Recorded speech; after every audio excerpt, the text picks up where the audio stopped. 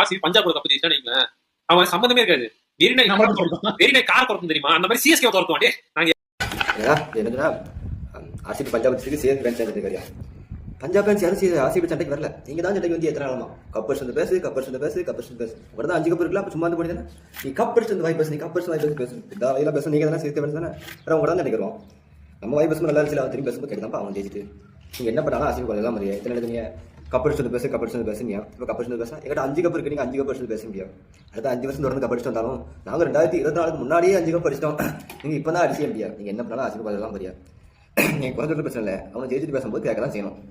என்ன விட்டு விட்டாலும் பஞ்சாப் ஜெயிக்கணும். உங்களுக்கு பஞ்சாப் ஜெயிக்கணும் பிரச்சனைடா, நீங்க ஆர்சிபி தோக்கணும்னு நினைக்கிறீங்க. நாங்க 2 பேரும் சொல்லிருந்தோம் எப்படின்னா மொட்டை அடிக்கிறேன் நான் மீஸ் எடுக்கிறேன் அப்படின்னு சொல்லிருந்தோம். ஃபைனல்ஸ்ல போய் ஜெயிச்சா இப்போ எல்லாம் வந்து கமெண்ட்ஸ் எல்லாம் பண்ண ஆரம்பிச்சிட்டாங்க, எடுங்கடான்னு. கப் அடிச்சாங்கன்னா கன்ஃபார்ம் நாங்க வந்து எடுத்துப்போம் ப்ரோ. இவர் கன்ஃபார்ம் மொட்டை அடிப்பாரு, நான் கன்ஃபார்ம் மீஸ் எடுப்பேன். எதனா நாங்க சிஎஸ்கே ஃபேன்ஸ் லாயலா இருப்போம், உண்மையா இருப்போம். கன்ஃபார்ம்